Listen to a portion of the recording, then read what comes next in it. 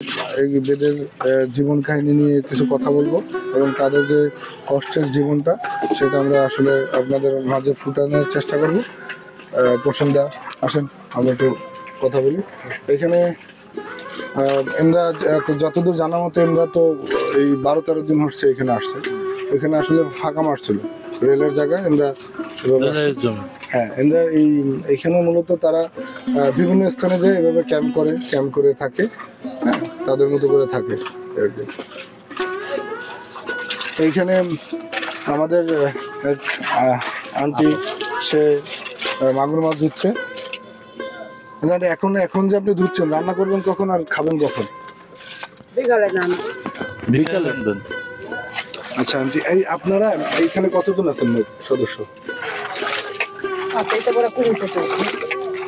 25 জন family আছে নিজেরা। আমি যতটুকু জানি যে আপনারা অনেক কষ্ট করে জীবনযাপন করেন, তো সেক্ষেত্রে আপনাদের কোনো চাওয়া পাওয়া আছে? না, আমাদের চাওয়া পাওয়া নেই। তো আল্লাহ আমাদের সুখী রাখছে, তারপর সুখী রাখছে, সুখী মূর্তি গালি। এটা খুব ভালো কথা, কারণ আপনি আপনার জীবনটা নিয়ে সন্তুষ্ট। স্বামী সন্তান খুব সুখী আছে। আপনাদের ইনকাম সোর্স কি? আপনি করেন না? স্বামী করে। আমি তো যতদূর জানি যে আপনাদের ভিতরে আপনাদের হাজবেন্ড করেন, আপনারাই করেন। আমাদের স্বামীরা আমাদের কাজে বাইতে দেয় না। স্বামীরা কতটা বসে থাকলে আমরা কামার করে খাওয়াবো। আগের পরিবেশ কেমন আছে, আগের মানুষ সময়ের সাথে তাদের ধারণাটাও চেঞ্জ হচ্ছে। তারা বিভিন্ন জায়গায় যায় এরকম ক্যাম্প করে এবং সেখানে থাকে এবং তাদের জীবিকা নির্বাহ করে তাদের হাজবেন্ড। তারাই বাজারে বা মাঠ অনেক টাকা করে তাদের স্বামীরা।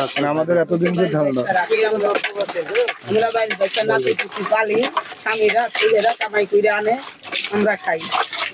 তারপর আপনাদের এখানে যে সরকার বা আমাদের এখানে যে জেলা, কোনো কিছু চাওয়া নেই। এখানে আপনাদের থাকতে অসুবিধা হয় না? কোনো অসুবিধা নেই, খাই অভ্যেস হয়ে গেছে। না, অনেকে আসে ঝামেলা করে না? না না, ঝামেলা করে না। আমাদের খুবই দেশের লোক ভালোবাসে।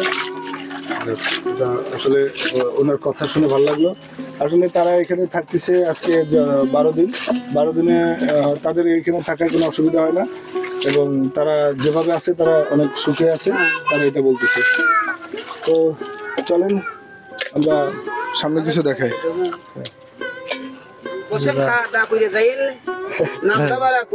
ঠিক আছে, ধন্যবাদ। আপনাদের তো একজন সর্দার থাকে, সর্দারের বই আমি, আপনি সর্দারের ওয়াইফ। আমরা বেদে সম্প্রদায়ের লোক জায়গায় জায়গায় থাকি, বিভিন্ন জায়গায়। আমাদের এটা বাপদাদাকালীর ব্যবসা। আমরা আজীবন ভরে কর্ম করে যাই। আমাদের বাড়িঘর ঠিকানা আছে, আমরা দেশের নাগরিক, আমাদের আই কার্ডও আছে। তা আমাদের কর্মটা হলো কর্মজীবিকার একখানে থেকে আমরা যে কর্মটা করি হয় না, এই কারণে আমরা বাড়িতেও থাকতে পারি না, বিভিন্ন জায়গায় যাইতে হয়। আমাদের মেয়ে ছেলেরা দেখা যায় গ্রামগঞ্জে যে মানুষের শিঙে টিঙে লাগায়, বেতাবিজ তাবিজ কবজ বেছে, খেলাধুলা দেখায়, ম্যাজিক খেলা দেখায়। আবার আমরা ছেলেরা যারা আছি সাপ টাপ ধরি এবং কিছু সাপ নিয়ে গ্রামে যে খেলা চাউল ডাউল উঠাই, এই বানর নিয়ে খেলা করে, কেউ করিমালা বিক্রি করে, কেউ ডুবুরুর কাম করে, পানিতে কারো স্বর্ণ টন্য হারিয়ে গেলে এইভাবে আমরা জীবিকা করে বিভিন্ন জায়গায়। আমাদের একখানে থাকলে হয় না বিধায় আমরা জায়গায় জায়গায় বিভিন্ন জায়গায় এরকম তাম্বু বাঁধে 10টা-15টা ফ্যামিলি নিয়ে আমরা থাকি এর ভিতরেই।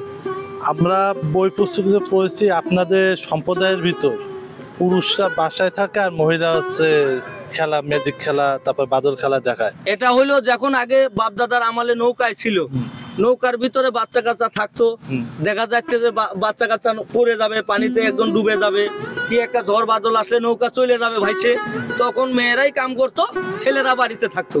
আর এই স্বাধীনের পর দিয়ে আমরা নৌকা ছাড়ার পরে, বাংলাদেশে খালবিল বাঁধার পরে, রাস্তাঘাট হওয়ার পরে আমরা নৌকায় চলতে পারি না। এখন উভয় মিলেই দুইজনেই কর্ম করি, কর্মটা করে খাই। আবার যার দেখা যায় একটু সমস্যা আছে, বউ পারে না, বউ বাচ্চা কাচ্চা নিয়ে বয়ে থাকে, ছেলেরাই কামাই করে। আবার দেখা যায় বউ পারে, ছেলে আবার বাসায় বয়ে থাকে। এইভাবে আমাদের জীবিকা জীবনভাবে আমাদের চলে যাচ্ছে।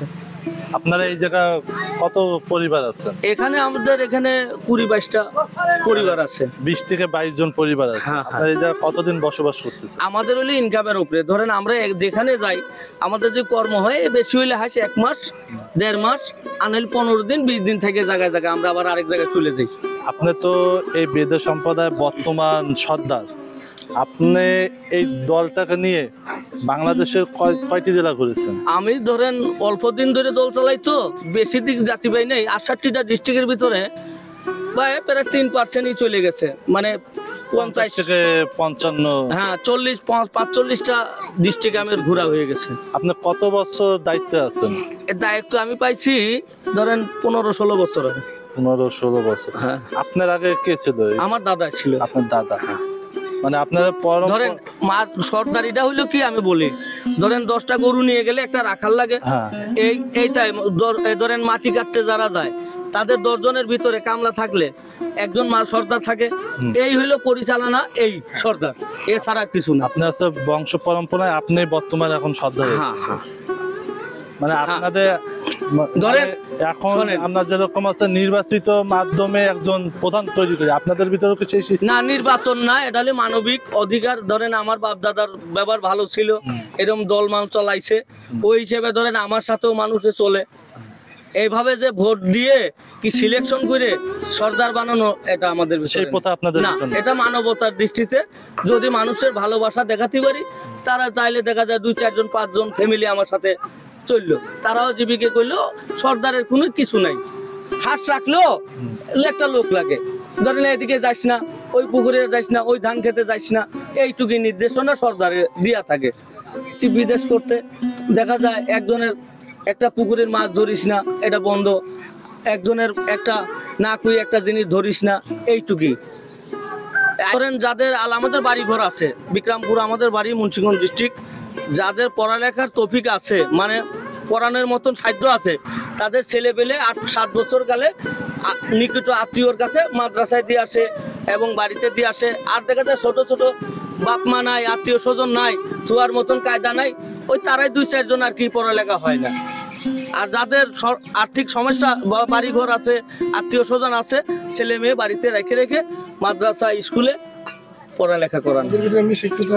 আমাদের ভিতরে MBBS ল ডিগ্রি মাস্টার বাংলাদেশে আর পড়া নাই, বাইরে যে পড়তেছে এরকম বহু শত শত হাজার হাজার আছে।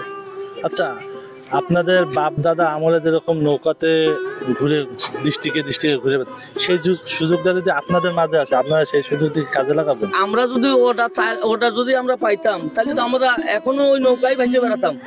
এখন আর জমি জামার দিকে আমাদের চোখ যাইতো না।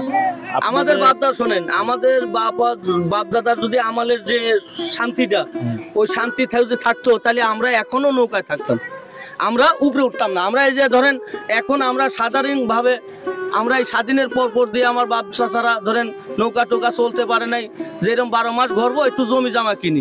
ওই ধরেন বিক্রমপুরে কিছু লোকের জমি, আমাদের বাড়িঘরের জমি জামা আছে, আর এই 70% লোকেরই বাড়িঘর আছে, আর 25% লোকের এখনো হয়ে নেই। ওই তারা আবাসিক, ধরেন আমাদের যে সরকার আছে আবাসিক কিছু আবাসিক দেশে আমাদের জন্য, ওইখানে তারা থাকে। এই যে আবাসিক কি ঢাকা বিক্রমপুরে? অনেক জায়গায় দেশে, বিভিন্ন জায়গায় দেশে, ফরিদপুরে দেশে, গোপালগঞ্জ দেশে, ঢাকায় দেশে, সাভারে দেশে আমাদের অনেক সরকারের সহযোগিতা করছে। আচ্ছা, সরকারের কাছে চাওয়া সরকারের কাছে চাওয়া পাওয়া বলতে কিছু আছে?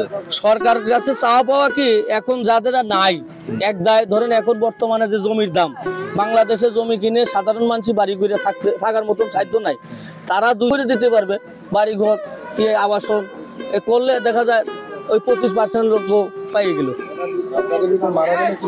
মারা গেলে যদি অর্থ থাকে বাড়িতে নিয়ে যায়, আর সামর্থ্য যদি না থাকে দেখা যাইতেছে এই যেখানে থাকা হয় সেখানে নিকট সরকারি কবরস্থান থাকুক, পাবলিক থাকুক বলে আমরা সেখানে দাফন দিই।